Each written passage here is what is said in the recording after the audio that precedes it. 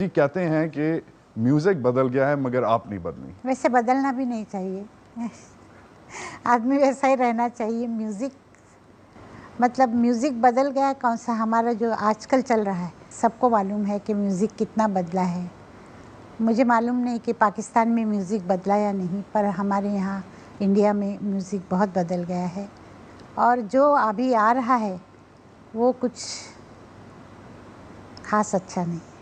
मैंने यही इसी बारे में मैं और बात करना चाहूँगा कि एक इंटरव्यू मैंने आपका देखा, हमारे दोस्त राजीव मसन साहब हैं उनके साथ, उसमें आपने कहा यही बात कही कि म्यूज़िक जो आजकल आ रहा है जी, वो नहीं है जो शायद 50s और 60s में होता जी था। हाँ। ये क्यों हुआ आपके ख्याल से? मेरे ख्याल से हर चीज़ बदल रही है। आप देखिए जो फ़िल्में बनती थी उस वक्त, वो और आज की फ़िल्में भी बदल रही है और म्यूज़िक भी साथ साथ बदल रहा है। कपड़े भी बहुत कम पहनने लगे हैं हमारे आर्टिस्ट, तो हर चीज़ बदल रही है। अच्छा, एक और इंटरव्यू में आपने बात की थी कि जो गुलूकार के अंदर होता है वो उसकी मौसीकी में बाहर आता है। इसका क्या मतलब है?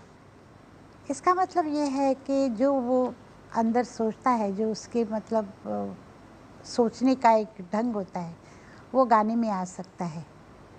और वो मतलब अगर मेरे गानों में आता है ऐसे, अगर आपको लगता है तो वो सच है, क्योंकि मैं हर गाने में खो जाती हूँ, सोचती हूँ और गाना गाते वक्त मुझे सबसे पहले ये ख्याल रहता है कि इसके बोल क्या है, इसको कौन गा रहा है, क्या कैरेक्टर है, किस तरह से गा रहा है, तो मुझे वैसे गाना चाहिए। तो आप हर तो गाने को कंसिडर करती हैं गाने से बिल्कुल, पहले? बिल्कुल रिफ्यूज़ करना भी ही करती पड़ता हैं, है, रिफ्यूज़ भी बिल्कुल। करती होंगी? जी हाँ। किस बेस पे आप रिफ्यूज़ करती हैं गाने? देखिए, मैं शुरू से ये जब पहले रॉक एंड रोल वगैरह जब आए हैं, तो मैं रिफ्यूज़ करती थी। अगर बोल थोड़े अच्छे नहीं हुए, मतलब मसलन थोड़े वल्गर हुए, तो मैं ना करती थी और इससे मेरे झगड़े भी बहुत हुए। राज कपूर साहब के साथ मेरा झगड़ा हो गया था इसी बात पे कि एक गाना मैंने उनको कहा कि मैं नहीं गाऊंगी, तो नहीं होने से पिक्चर के पूरे गाने फिर आशा ने गाए, मैंने गाए ही नहीं। इस तरह से भी हुआ है, तो मैं साफ ना करती थी। फिर बाद में क्या हुआ कि म्यूज़िक डायरेक्टर्स जानने लगे कि लता इस टाइप का गाना नहीं गाती है, तो इसको मत बुलाओ, इस गाने के लिए किसी और को बुलाओ। ऐसा भी होने लगा था। अच्छा, अब आपने भजन गाए हैं, गज़लें गाई हैं, पेट्रियाटिक सॉन्ग्स गाए हैं, मगर हिंदी फ़िल्म म्यूज़िक आपने सबसे ज़्यादा गाया है। क्यों गाया है सबसे ज़्यादा हिंदी फ़िल्म म्यूज़िक? पसंद है आपको इसलिए? जी, पसंद भी है और उस वक्त हिंदी फिल्में बहुत बनती थी और मुझे लोग बुलाते थे, मुझे गाना ही पड़ता था और बहुत गाया है, इसमें कोई शक नहीं। और हिंदी फिल्म के बाद मैंने ज़्यादा गाया है बंगाली बहुत गाए हैं मैंने, पर नॉन फिल्म। फिल्मों के हैं पर नॉन फिल्म ज़्यादा। अच्छा, अब कहते हैं कि हर कामयाब अदाकार के पीछे एक कामयाब गुलूकार है, एटलीस्ट हमारी फ़िल्म इंडस्ट्री में, सब कॉन्टिनेंट की फ़िल्म इंडस्ट्री में। क्या ये बात सच है? मैं आपको बता सकती हूँ कि मेरे मतलब सक्सेस के पीछे मैं हमेशा मानती हूँ कि मेरे पिताजी का ये आशीर्वाद है और मेरी माँ का आशीर्वाद है, ये मैं मानती हूँ। म्यूज़िक डायरेक्टर या कोई गाने वाला वो तो मैं मानती नहीं हूँ। और सबसे ज़्यादा मैं बाद में ये कहूँगी कि मेरे भाई की वजह से मैंने जो नॉन फिल्म रिकॉर्ड किए हैं वो मेरे भाई के किए हैं और बहुत अच्छे किए, जो वाकई मुझे पसंद है। मतलब कभी अगर सुनना हो तो वो मैं सुनती हूँ। फिल्म म्यूज़िक मैं बहुत कम सुनती हूँ। मगर इतने फ़िल्म एक्टर्स आए और चले गए और इतनी एक्ट्रेसेस को आपने प्लेबैक जी वॉइस हाँ, दी। जी हाँ। क्या आप समझती हैं कि उनकी सक्सेस के पीछे आप हैं? नहीं, उनके सक्सेस के पीछे मैं नहीं हूँ, पर मेरी आवाज़ थोड़ा उनको शायद सपोर्ट देती है। सपोर्ट देती होगी। अच्छा, अब उसी नोट पे ये मुझे बताएं कि इतनी एक्ट्रेसेस आई और गईं, फेवरेट आपकी एक्ट्रेस जिसको आपने आवाज़ दी, आपकी आवाज़ किस पे बेस्ट बैठी? मीना कुमारी, नरगिस, नूतन और साधना, इन पे मेरी आवाज़ बहुत अच्छी लगी। अच्छा, मैंने कहीं ये भी पढ़ा कि सायरा बानो पे भी आपकी आवाज़ हाँ, आप क्योंकि समझती हैं कि उन बातचीत पे भी में बैठे? उनकी आवाज़ थोड़ी पतली है, तो उनको भी मेरी आवाज़ बहुत सूट करती थी। Right. We have to take a short break here. We're talking to Lata Mangeshkar. You're watching Talk Back. Do not go anywhere.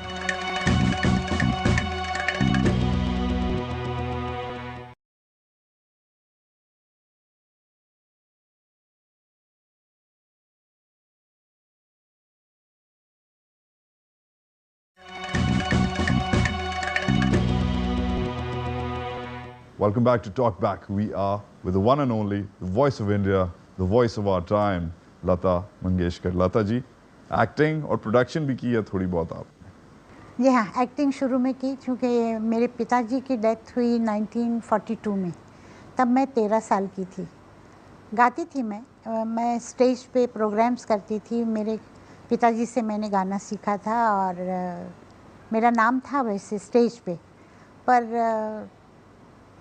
पिताजी के जाने के बाद घर को सपोर्ट करने के लिए तो मैं ही थी, सबसे बड़ी मैं हूँ घर में, तो मुझे फिर फिल्म में जॉइन करना पड़ा और वहाँ उस वक्त मैंने हीरोइन की बहन का रोल किया था। हीरोइन का क्यों नहीं? नहीं, मैं 13 साल की थी, मैं छोटी थी। बहुत छोटी थी मैं। छोटी थी। तो मैं उसके बाद मैंने जितने मतलब काम किए, 5-6 फिल्मों में मैंने काम किया, पर वो ऐसे ही मतलब हीरो की बहन या हीरोइन की बहन, इस तरह ही रोल मुझे मगर फिर मिले। छोड़ी क्यों अदाकारी आपने? मुझे पसंद नहीं था। क्यों? नहीं, मुझे वो मेकअप करना और सेट पे जाना और कभी रोना और कभी हंसना Too और much drama. बहुत ज़्यादा होता था, तो मुझे कभी अच्छा नहीं लगता था, क्योंकि मेरा मन सबसे ज़्यादा अच्छा मतलब दिल में होता था कि गाना गाओ, गाना ही गाना चाहिए, क्योंकि मैं शुरू से ही गाती थी। मैं 5 साल की थी तब गाती थी, तब से मैंने शुरू किया था। मैंने सुना लिखा हुआ था एक जगह कि आप जब स्कूल गई, आप बहुत छोटे अरसे के लिए गई, तो आपने दूसरे बच्चों को गाना सिखाना शुरू कर दिया। हाँ, मैंने गा के बताया सबको। और उस पे जो आपके मास्टर साहब थे या टीचर साहब थे, जी वो गुस्से हुए, तो आप उन पे गुस्सा हो गई और फिर स्कूल नहीं गई। जी, सही बात है। अच्छा, एनीवेज, प्रोडक्शन भी आपने ट्राई की? जी हाँ, मैंने प्रोडक्शन क्यों छोड़ी मराठी 2-3 फिल्में बनाई, पर खास अच्छा उसमें मुझे अनुभव नहीं था कि चली नहीं फिल्में। और दरअसल क्या बात हुई कि मैं फिल्म मतलब बनाना नहीं चाहती थी, पर हमारे जहाँ जिस कंपनी में मैं काम करती थी, मास्टर विनायक का प्रफुल्ल पिक्चर्स था मतलब, तो वहाँ एक एडिटर थे और एक असिस्टेंट डायरेक्टर थे। वो दोनों मेरे पीछे पड़े कि लता कुछ भी करो, हम एक फ़िल्म बनाएंगे और तुम हमारे साथ पार्टनर बनो, क्योंकि तुम्हारा नाम है, हम लोगों को फाइनेंस मिल जाएगा, ये होगा वो होगा। तो मैंने उनको हाँ की और फिल्में बनाई, पर नुकसान मुझे ही हुआ, क्योंकि वो फिल्में चली नहीं। 2-3 फिल्में बनाई। इतने सिंगर्स आए और गए, इतने आपने ड्यूएट्स गाए, किशोर दा के साथ, जी हाँ। रफ़ी साहब के साथ, मुकेश जी के साथ, माना डे साहब के साथ। Who is your favourite? कौन रहा है कि सबके सबसे मज़ा किसके साथ आया? देखिए, सबसे अच्छा लगता था मुझे किशोर दा के साथ गाने में, बहुत ही अच्छा लगता था। पर ये जितने सिंगर्स थे, इनका अपना अलग स्टाइल था।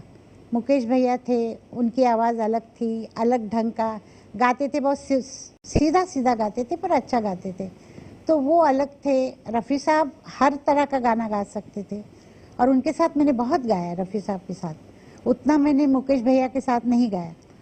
पर किशोर दा के साथ मैंने जितने गाने गाए, हमेशा हम लोग हंसते रहते थे, क्योंकि वो चुपचाप बैठते नहीं थे, चलता था उनका कुछ ना कुछ। मैंने ये भी पढ़ा है कि आपके बीच में छोटी सी लड़ाई भी हो गई थी रफ़ी साहब के साथ। रफ़ी साहब के साथ लड़ाई हुई थी, पर वो लड़ाई रॉयल्टी की थी।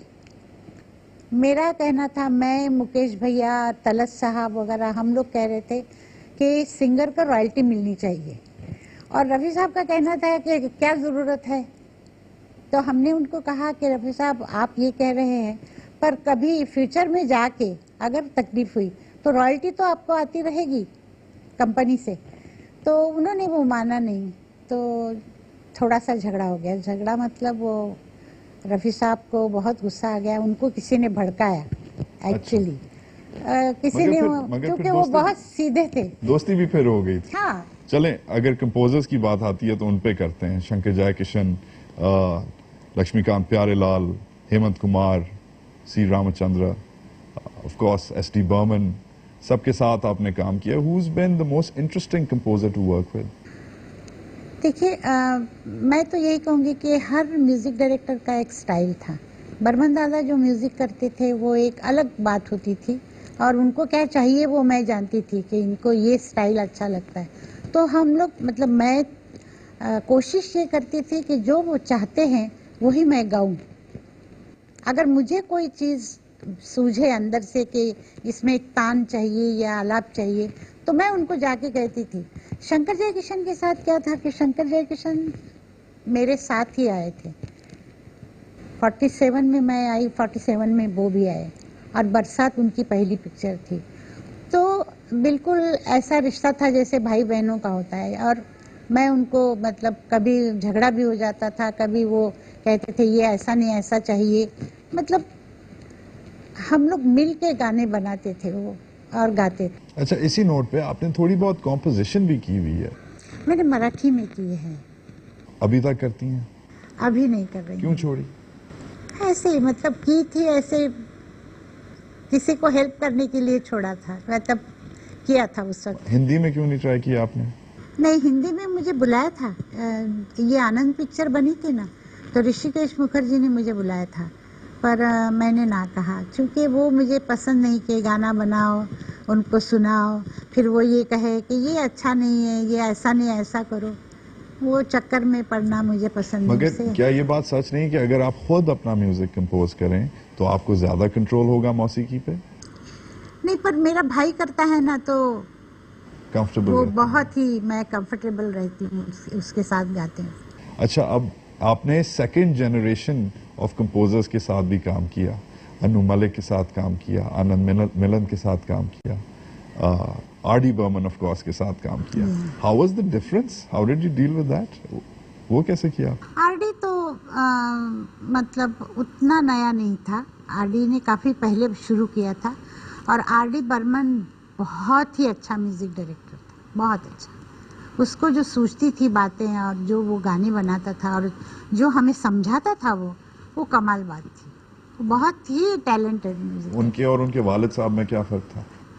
वालिद साहब का म्यूज़िक जो था ना, वो थोड़ा बंगाल का फोक, जहाँ से वो आए थे, वो फोक और थोड़ा क्लासिकल, ये मिला के वो गाने बनाते थे। पर ये इसने क्या किया था कि थोड़ा वेस्टर्न म्यूज़िक भी लेके और उसको बदल के और थोड़ा क्लासिकल, तो उसने जो गाने बनाए वो सबसे हटके थे। जैसे मदन मोहन थे, मदन मोहन जी ने जितने गज़लें बनाई और किसी ने नहीं बनाई, और उनकी गज़लें हमेशा अलग होती थी। गज़लें गाना कैसा लगता है? मुझे बहुत अच्छा लगता है। डिफरेंट लगता है? बहुत डिफरेंट लगता है, अच्छा लगता है। मगर गज़लें आप कहते हैं कि लोग नहीं सुनते। आजकल क्या हो गया कि मेहंदी हसन जी और गुलाम अली जब आए और उनके जब गाने यहाँ पॉपुलर होने लगे, तो लोगों में ये भी शुरू हुआ ना कि यहाँ भी मेहंदी हसन पैदा हो गए, यहाँ भी मतलब गुलाम अली आ गए, तो स्टेल तो हो जाता है ना, कमर्शलाइज हो गया, बहुत ज़्यादा हो जाता है। We have to take a short break here. We're talking to Lata Mangeshkar. You're watching Talk Back. Don't go anywhere. With the one and only Lata Mangeshkar. Lata जी, कौन से डायरेक्टर्स के साथ, फिल्म डायरेक्टर्स के साथ आपको अच्छा लगा काम करते हुए? क्योंकि मैंने सुना है कि यश चोपड़ा साहब के साथ आपकी बहुत बनती है। जी हाँ, बहुत बनती है, और यश चोपड़ा जी के साथ काम करते वक्त बहुत अच्छा लगता है। आपने उनकी तकरीबन सब फिल्मों के लिए प्लेबैक जी हाँ, किया। और उनका कहना ये है कि मैं ये जब वीर ज़ारा बनाई उन्होंने, अभी वो शुरू करने वाले हैं, पर कब करेंगे मालूम नहीं। वीर ज़ारा उन्होंने लास्ट वीक फिल्म बनाई, उसके बाद उन्होंने थोड़ा, मतलब अभी रेस्ट कर रहे हैं वो, तो अब फिल्म नहीं बना रहे। पर उन्होंने वीर ज़ारा के वक्त खास कहा था कि इस पिक्चर में नौकरानी से लेकर हीरोइन तक सारे गाने लता गाएगी और कोई नहीं गाएगा। और उसमें सारे गाने मेरे हैं। अच्छा, आप फिल्म के लिए जब आप प्लेबैक करती हैं तो आप फिल्म को क्रिटिकली फिर देखती हैं कि वो फिल्म भी क्या है, कैसी बनी है, जी हाँ, देखती हूँ। और उसमें से कौन सी पसंद आती है, कौन सी जी। नहीं आती? कुछ तो मेरा ख्याल है पसंद जी। नहीं आती होंगी। हाँ जी हाँ, कई बार ऐसे होता है कि हम लोग गाना गाते हैं और बहुत बताया जाता है कि ये गाना हम ऐसे पिक्चराइज करेंगे, ऐसे पिक्चराइज करेंगे, हीरोइन का मूड ये है और फलाना है। पर जब जाके हम फिल्म देखते हैं तो वो कुछ गाना अलग ही होता है। ऐसे मेरे साथ बहुत हुआ है, पर कोई मजबूरी होगी उनकी या कुछ ऐसा सोचते होंगे अलग, बाद में जाके उनका ये बदल जाता होगा कि क्या करना है। मगर as far as playback is concerned, अब आपको पर्सनली इफेक्ट करता है जब आप खुद फिल्म में इन्वॉल्व होती हैं? ऐसा तो बहुत कम होता है, पर जैसे फॉर एग्जांपल कोई बहुत सैड गाना हो। एक दो बार हुआ है मेरे साथ ऐसे, क्योंकि मुझे सिचुएशन बताई गई थी कि भाई उसका बेटा है जो है उसको कैंसर है, वो मरने वाला है और ऐसे गाना है आता है। तो उसमें उन्होंने कहा था कि गाने में हम लोगों को थोड़ा रोने का इफेक्ट चाहिए। तो जब मैं गा रही थी, गाते गाते गाते जब एंड आया तो वाकई मैं रोने लगी। मतलब मेरे पे उसका इतना असर हुआ कि मेरी आंखों से पानी आने ये लगा। कौन सी फिल्म के लिए था? ये पिक्चर का नाम मुझे याद नहीं, पर एस डी बर्मन जी का म्यूजिक था और शायद नूतन थी उसमें, मेरा ख्याल है। बहुत दिन हुए, मुझे अभी याद नहीं आ रहा है नाम। अच्छा, लता जी कहते हैं कि पाकिस्तान की जो मौसीकी है, फिल्मी मौसीकी, वो इंडियन फिल्मी मौसीकी के पीछे रह गई है, इट्स फॉलन बिहाइंड। क्या ख्याल है आपका? अभी किस टाइप का म्यूजिक आ रहा है पाकिस्तान में मैंने सुना नहीं, पर पुराने जो गाने थे, कई गाने ऐसे थे जो करार लूटने वाले और ये, मतलब हम लोग सुना करते थे। मैं तो रिकॉर्ड्स खरीद के लाती थी और हम लोग सुनते थे। तो म्यूजिक तो बहुत अच्छा होता था वहाँ का। मगर अब जो इंडिपेंडेंट रॉक और पॉप जो इंडस्ट्री है, म्यूजिक इंडस्ट्री पाकिस्तान की, वो काफ़ी वाइब्रेंट है। यंग बैंड्स आते हैं एक्सेट्रा, मगर फिल्मी म्यूजिक इतना नहीं आता। मीनवाइल इंडिया में जो फिल्मी म्यूजिक है वो सब पे छाया हुआ है, सब पे छाया हुआ है। राइट। इवन जो रॉक बैंड्स आते हैं वो भी इवेंचुअली शायद जी हाँ। फिल्मों के लिए गाना शुरू कर देते हैं। ये इतना फिल्म का तवाजुन एक तरफ क्यों है? इतना फिल्म के साथ ऑब्सेशन क्या है हिंदुस्तान में? देखिए, फिल्म इंडस्ट्री हमारी बहुत पॉपुलर है, बहुत ज़्यादा लोग देखते हैं, लोग पसंद करते हैं। पर अगर आप म्यूज़िक की बात करते हैं तो मैं ये कहूँगी कि पाकिस्तान का म्यूज़िक अगर नीचे गया है तो हिंदुस्तान का भी बहुत ऊपर नहीं है। मेरे हिसाब से हमारा भी म्यूज़िक उतना ही कम हुआ है जितना पाकिस्तान का हुआ है। Really? जी हाँ। तो इसे चेंज कैसे किया जाए? चेंज हो जाएगा, मतलब वक्त आएगा तब बदलेगा। मुझे डू यू थिंक कि ये इसलिए चेंज हुआ है क्योंकि जिस किस्म के लोग काम करते थे वो उस किस्म के लोग चले गए, वो क्लास चली गई है जी लोगों हाँ, की? वो क्लास चली गई, लोग चले गए, इसमें कोई शक नहीं। अब देखिए, हमारे यहाँ जो म्यूज़िक डायरेक्टर्स थे, अब वो सारे म्यूज़िक डायरेक्टर्स नहीं हैं। मतलब एस डी बर्मन नहीं, शंकर जयकिशन नहीं, लक्ष्मीकांत प्यारेलाल नहीं, और मदन मोहन नहीं, जयदेव नहीं, मतलब एक नहीं, दो नहीं, कितने, नौशाद साहब गए। अभी कोई म्यूज़िक डायरेक्टर भी तो हमारे यहाँ नहीं है ऐसे। मगर कुछ बहुत इनोवेटिव किस्म के डायरेक्टर्स आए हैं, ए आर रहमान साहब आए हैं। जी हाँ, उनके ए आर बारे में रहमान क्या? अच्छा बनाते हैं, पर वो बहुत थोड़ी फिल्में करते हैं। शायद ये अच्छी बात है। उनका हाँ, शायद अच्छी बात है, और उनका अपना एक स्टाइल है और बहुत अच्छा स्टाइल है। ये खाली लोगों की वजह से, खाली म्यूजिक डायरेक्टर्स की वजह से है या ये मार्केट की वजह से भी है? क्योंकि जो लोग सुनते हैं वो भी शायद बदल गए हैं, मिडिल क्लास फिनोमेनन आया है, लोग कमर्शियल माइंडेड हो गए हैं। जी, मैं जहाँ तक जानती हूँ, लोग कहते हैं कि लोग सुनते हैं, लोगों को पसंद आता है। देखिए, इसकी लाइफ बहुत छोटी है। एक फिल्म आती है और वो फिल्म जब तक चल रही है तब तक उसके एक दो गाने चलते हैं और बाद में वो गायब हो जाते हैं। और हमारे मतलब पुराने गाने ही लोग सुनते हैं। तो पुराने गाने ज़्यादा एवरग्रीन हैं। जी हाँ, अभी तक चल रहे हैं और हमें मिलता है उसका ये कि कितने बिके हैं। HMV में हम लोगों को जो आते हैं उनके स्टेटमेंट्स, उसमें पता चलता है कि पुराने गाने कितने बिक रहे हैं। मगर नए कंपोजर्स में चलें बात करते हैं नए कंपोजर्स की। अगर बात हो तो AR रहमान साहब की बात हो, जी, मगर जैसे आपने अभी फरमाया था कि वो कम और वो म्यूजिक, बहुत कम म्यूज़िक करते हैं और सिलेक्टेड फिल्म्स लेते हैं, ज़्यादा जो फिल्म आई वो लेते नहीं वो, और वो जो काम करते हैं वो बहुत अच्छा करते हैं। आपका अब क्राइटेरिया क्या है आजकल के दौर में? आप म्यूज़िक डायरेक्टर को देखती हैं, आप फिल्म को देखती हैं, आप मूवी डायरेक्टर को देखती हैं, किसे देखती हैं? नहीं, choose करने मैं से अभी पहले? किसी को नहीं देखती हूँ। मैं गाना पहले मंगवाती हूँ, सुनती हूँ। अगर मुझे गाना अच्छा लगता है, मतलब उसके बोल, उसकी ट्यून, तो मैं हाँ करती हूँ, नहीं तो मैं नहीं करती। अच्छा, काफ़ी डिमांडिंग है आप। जी हाँ, बिल्कुल। अच्छा, परवीन शाकिर साहिबा की एक पोएम है जो मुझे याद तो नहीं, मगर उसमें ऐसा कुछ है कि एक चाय खाने पे पाकिस्तानी और हिंदुस्तानी बैठे होते हैं और बात छिड़ जाती है कश्मीर की या किसी चीज़ की, तो उनकी लड़ाई हो जाती है। तो उन्होंने इस नज़म में ये लिखा है कि लड़ाई हो रही है और चाय खाने वाला लता मंगेशकर का एक गीत चला देता है, तो लड़ाई बंद हो जाती है और हर एक गले मिल लेता है। अगर ऐसा हो तो बहुत ही अच्छा है। मतलब मैं अपने आप को बहुत लकी समझूंगी कि ऐसा हो सकता है। तो ऐसा हो तो बहुत अच्छा। अच्छा, ये बताएं आप कभी पाकिस्तान क्यों नहीं आई? कुछ आने का ऐसे हुआ ही नहीं। एक मर्तबा बात तय हो गई थी। अच्छा। और प्रोग्राम की बात हो रही थी और एक पाकिस्तान के ही थे जेंटलमैन, उन्होंने कहा कि हम आपका शो करते हैं। सारी बातचीत पूरी पक्की हो गई और फिर उन्होंने आके कहा कि उस वक्त ज़िया साहब थे, तो बॉय। आई थिंक वही थे। अच्छा। तो उन्होंने कहा कि हम नहीं जिम्मेदारी लेंगे, वो आएगी तो यहाँ पूरा पाकिस्तान उल्टा हो जाएगा, तो हम नहीं जिम्मेदारी ले सकते हैं। ये जिया साहब का दौर ज़िया था। साहब उसके बाद तो उससे तो 20 साल हो चुके हैं उस हाँ, बात पर को। उसके बाद किसी ने मुझे ऐसा मतलब अप्रोच नहीं किया कि आप चलिए, या ऐसा हुआ ही नहीं। अगर इनविटेशन आए तो आप आएंगी, परफॉर्म ज़रूर, क्यों करेंगी? नहीं, व्हाई नॉट।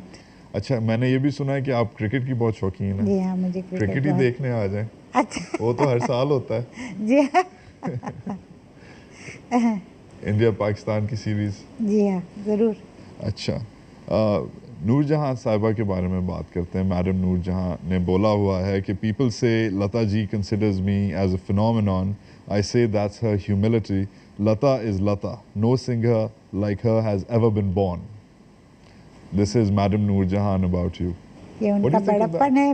मेरी उनकी मुलाकात कैसे हुई मैं आपको बताऊं। उतना टाइम है ना आपके पास? बहुत टाइम।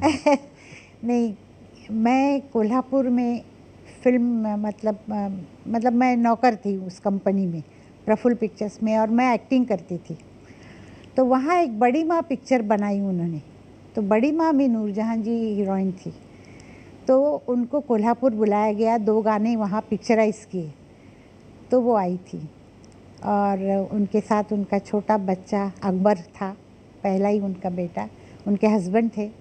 और वो स्टूडियो में उनको एक कमरा बना के दिया था उन्होंने, और वो वहाँ रहती थी। तो हम लोग सुबह रोज़ स्टूडियो जाते थे 9:30 बजे और 5:30 बजे तक वहाँ होते थे। तो नूरजहां जी के मतलब सेट पे बैठी हुई थी, तो जो प्रोड्यूसर थे, जो मालिक थे उनके, उन्होंने कहा कि लता इधर आओ ज़रा। तो उन्होंने कहा कि ये लता हमारे यहाँ काम करती है और गाती है बहुत अच्छा। मैं 14 साल की थी, 14-15 साल की। तो उन्होंने कहा सुनाओ बेटा। तो मैं वहाँ बैठ गई और मैंने उनको कुछ क्लासिकल सुनाया, क्योंकि मैं उस वक्त क्लासिकल ही गाती थी ज़्यादा। तो फिर कहने लगी अच्छा कोई फिल्म का गाना सुनाओ। तो मैंने कोई फिल्म का गाना सुनाया। तो कहने लगी तुम बहुत अच्छा गाती हो बेटा, पर कोशिश करो कि क्लासिकल सीखो और क्लासिकल का रियाज़ करो, रियाज़ करना ज़रूरी है। ये मेरी उनकी पहली मुलाकात थी। एक्सीलेंट। और उसके कौन बाद से साल की बात है? ये बात है मुझे लगता है 1944। उसके बाद वो पाकिस्तान आ गई। उसके बाद वो जब बॉम्बे आई तो हम भी बॉम्बे आए, और जिस फिल्म में वो काम कर रही थी उसमें मेरा भी छोटा सा रोल था। अच्छा। तो वो मेरी मतलब उनकी मुलाकात वहाँ हुई, और वो सब मुझे वो बताया करती थी। मैं एक दिन वो नमाज़ पढ़ रही थी, मैं उनके सामने बैठी हुई थी। आप इमेजिन कीजिए कैसा लग रहा होगा। और मैं उनकी तरफ इतना गौर से देख रही थी कि ये क्या कर रही हैं, मेरे लिए सब नया था वो। तो वो नमाज़ पढ़ते पढ़ते रोने लगी और कुछ मतलब दुआ मतलब कर। तो उनका ख़त्म होने के बाद नमाज मैंने उनको पूछा कि आप भगवान के सामने रो क्यों रही थी? तो कहने लगे नहीं, मैं अल्लाह से मांग रही थी, और मेरे कोई गुनाह हो तो माफ़ी मांग रही थी उनसे, और ऐसा होता है, ऐसा करना चाहिए। मुझे उन्होंने बहुत समझाया। तो मैं तो बहुत छोटी थी, तो मैं हाँ हाँ करके भाग गई वहाँ से। तो इस तरह से मेरी उनकी मुलाकात हुई, और उनका गाना मुझे बहुत अच्छा लगता था। कभी ख्वाहिश हुई आपकी उनके साथ गाने की? कभी मौका ही नहीं आया। फिर वो पाकिस्तान चली गई। पाकिस्तान जाने के बाद तो उनकी मेरी मुलाकात भी नहीं हुई कभी। एक मर्तबा उनके बेटे ने कहा था कि हम आपका और अम्मा का शो इकट्ठा करेंगे ऐसा, पर वो भी हुआ नहीं। We have to take a short break here. We're with Lata Mangeshkar. You're watching Talk Back. Welcome back to Talk Back. We are with Lata Mangeshkar. Lata ji, Noorjahan, madam Noorjahan की बात हो रही थी जी। 1949 की एक मूवी है महल, उसमें आपने मेरा ख्याल है मधुबाला को प्लेबैक दिया जी था, हाँ। आएगा आने वाला। आएगा आने अब वाला। कहते हैं कि आपको बोला गया था कि आप नूरजहां जी को मिमिक करें, कि उनके स्टाइल को उस गाने के लिए। नहीं, ये इस गाने के लिए नहीं था। आएगा आने वाला होने के बाद मैंने अंदाज़ में नौशाद साहब के साथ गाया था। अंदाज़, तो अंदाज़ का एक गाना था, तोड़ दिया दिल मेरा। तो मुझे नौशाद साहब ने बुला के कहा कि आप ज़रा अपनी सहेली को याद करके गाइए। पाकिस्तानी सहेली को। तो मैं पहले समझी नहीं। मैंने कहा नौशाद साहब क्या बात कर रहे हैं आप? कहने लगे मैं मैडम नूरजहां की बात कर रहा हूँ, और तुम उनको याद करो और ये गाना वैसे गाओ। तो मैंने उसमें कोशिश की थी। अब उतना अच्छा गाया है कि या नहीं मुझे मालूम नहीं, पर ज़रूर कोशिश की थी। पार्टीशन के बाद दोस्ती बरकरार रही आप दोनों? जी हाँ, बिल्कुल। और हम लोग टेलीफ़ोन करते थे। मैं बम्बई से रोज़ उनको एक टेलीफ़ोन करती थी। जब पाकिस्तान, जब वहाँ मास्टर गुलाम हैदर वापस गए बॉम्बे से, तो मुझे पता चला कि मास्टर गुलाम हैदर साहब बीमार हैं और शायद कैंसर हुआ है उनको। तो मैं नूरजहां जी के यहाँ फ़ोन करती थी और उनसे बात करती थी। अच्छा, अब आपने और मैडम दोनों ने हर किस्म के गीत गाए हैं, मगर दोनों ने इंटरेस्टिंगली पेट्रियाटिक सॉन्ग्स भी गाए हैं, नेशनलिस्ट, कौमियत के गाने। तो ये मुझे बताइए कि प्लेबैक सिंगर्स का कौमियत के गानों का गाना, नेशनलिस्ट गानों का गाना, जो इवन कुछ लोग कंसिडर करते हैं बहुत मिलिटरिस्टिक किस्म के गाने हैं, अच्छा। सेना के बारे में, ये क्या कनेक्शन है? नहीं, ये कनेक्शन तो नहीं है, पर अपने देश के लिए अगर गाना हो तो मेरा ख्याल हर सिंगर का फ़र्ज़ है कि वो गाए। एक इंडो पाक वेंचर पे आप काम कर रही हैं या कर रही थी, जिसमें 4 पाकिस्तानी गुलकार और 4 हिंदुस्तान की गुलकार, वो कैसा जा रहा है? चल रहा है। अभी तक गाने कुछ मिले नहीं हैं, पर मेरा ख्याल अभी हो जाएगा। अच्छा। 3 गाने तो रिकॉर्ड हो गए हैं। अच्छा। अभी बाकी हैं कुछ।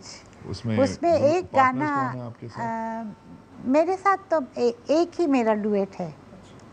बाकी लोग गा रहे हैं, तो उसमें हमारे यहाँ से हमने पाकिस्तान से नाम भूल गई मैं, फरीदा खानम जी को पूछा था, और आबिदा जी। आबिदा परवीन, तो वो तो सोलो गाएंगी। और मेरा एक डुएट है जो मेहंदी हसन साहब के साथ है।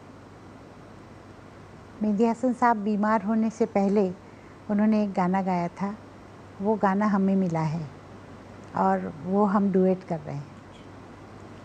अब ये आपने सोचा कैसे? ये आपका आइडिया था कि इंडो पाक एक वेंचर होना चाहिए साथ? जी हाँ, मेरा और जो म्यूज़िक डायरेक्टर है उनका, उन्होंने मुझे आइडिया दिया कि ऐसा अगर हो तो कैसा लगेगा। तो मैंने कहा बहुत अच्छा आइडिया है, और हम लोगों ने बैठ के नाम भी उसका सरहदें दिया। एक्सीलेंट। और ये रिलीज कब हो रहा है? रिलीज़ तो जल्दी होना चाहिए, पर हमें कुछ गाने मिल नहीं रहे हैं, तो इसलिए थोड़ा सा। अच्छा, अब आपने एक प्राइवेट एल्बम भी की थी, सादगी। सादगी, हाँ जी हाँ। 17 साल बाद आपने अपनी एक एल्बम निकाली, इतना लंबा गैप क्यों? क्या हुआ था कि गज़ल सुनना हमारे यहाँ सब भूल गए थे। सच्ची बात कह रही हूँ कि लोग तंग आ गए थे, और गज़ल की रिकॉर्ड आती थी और वो बैठ जाती थी, ऐसा होने लगा था। तो इसलिए हमने थोड़ा वेट किया, और फिर बाद में मैंने कहा अब काफ़ी दिन हो गए, 17 साल हो गए, अभी कोशिश करते हैं, अगर चल जाए तो देखते हैं। अच्छा, इसके बारे में ज़रा बात करते हैं कि गज़ल क्यों, जैसा आप कह रही हैं, बैठ गई थी। गज़ल क्यों बैठी है? तो बताऊं कि नहीं, भूल नहीं गए उर्दू को, पर हमारे यहाँ जो गज़ल का ये बीच में सिलसिला चल पड़ा था, वो ये था कि बहुत अच्छे बोल नहीं आ रहे थे, थोड़ा सा ऑर्डिनरी हो गया था। मतलब ज़्यादातर साकी और शराब और प्याला और यही सब शुरू हो गया था। गज़ल तो ऐसी होनी चाहिए ना, जैसे मेहंदी हसन साहब गाते थे, या गुलाम अली वगैरह। तो फरीदा खानम जी, मतलब उनकी गज़लें सुनो तो पता चलता है कि भाई कुछ गज़ल हो रही है। वो हमारे यहाँ नहीं था। तो इसलिए आपने 17 साल लिए एक और एल्बम? मैंने गाया नहीं गाया। अच्छा, अब एक और हमारे रिसेंटली फिनोमेनन पास हुए हैं, 10 साल हो गए हैं उन्हें गुजरे हुए, नुसरत फ़तेह अली खान साहब। जी हाँ जी। उनके बारे में क्या ख्याल है आपका? वो बहुत अच्छे सिंगर थे, और मेरे यहाँ आए थे, हमने उनको खाने पे बुलाया था। आए, बैठे, और मुझे कहा कि मेरे 2 गाने जो हैं वो तुम जल्दी से कर दो। और वो हमारे यहाँ से गए और लंदन गए, और उनकी डेथ हुई। तो बाद में उनके असिस्टेंट ने मेरे 2 गाने रिकॉर्ड किए, एक डुएट था और एक सोलो था मेरा। बहुत अच्छा गाना था। अच्छा, हम नई जनरेशन के बारे में ज़रा बात करते हैं। आपने कहा कि गज़ल बैठ गई, लोगों ने सुनना छोड़ दी, भूल गए लोग। नई जनरेशन इस वक्त इंडिया में क्या सुनना चाह रही है, आपका क्या ख्याल है? नई जनरेशन अभी जो सुन रही है वो कुछ खास अच्छा नहीं, बहुत ही मतलब धूम धड़ाका और डांस और ये वही सब चल रहा है, पर कोई अच्छा गाना, अच्छा क्लासिकल म्यूज़िक भी लोग अब सुनते नहीं हैं। तो उसमें गज़ल भी आ गई, गज़ल भी लोग सुनना नहीं चाहते हैं, क्लासिकल म्यूज़िक भी सुनना नहीं चाहते हैं, या अच्छे जो हमारे यहाँ जिसको क्या कहेंगे, सुगम संगीत जैसे भावगीत होते हैं, हमारे मराठी में कहते हैं कि अच्छी कविता और अच्छा मतलब उस पर गाना बनाया हुआ, वो भी लोग अब कम सुनते हैं। सुनते वही है जो फालतू, मतलब जिसको कोई मतलब नहीं, ऐसे गाने सुनते हैं। और इसका रीज़न? जाने क्या रीज़न है, पर बदल गए हैं, नए बच्चे सब हमारे बदल रहे हैं। मगर एक जगह मैंने आपका इंटरव्यू देख रहा था मैं, और मैंने सुना आपने कहा कि वापस बदल जाएंगे। हाँ, मुझे मतलब उम्मीद है कि ये बदल जाएगा, ये दौर भी चला जाएगा। जब वो पहले का ये नहीं रहा तो ये भी जाएगा। कोई चीज़ यहाँ रहती नहीं, मतलब कायम। चूँकि मैं मानती हूँ कि जो दुनिया है ना, गोल है, तो जो आज यहाँ है वो यहाँ आएगा, जो यहाँ आएगा फिर से ऊपर आ जाएगा। तो ये तो चलता रहेगा चक्र। लता जी बहुत बहुत शुक्रिया हमारे प्रोग्राम में आने का. Thank you so much. Thank you for coming to Talk Back. And thank you for talking back. This was Lata Mangeshkar on this very special episode of Talk Back from Mumbai, India. We hope you enjoyed it. Email us at talkback@dawnnews.tv.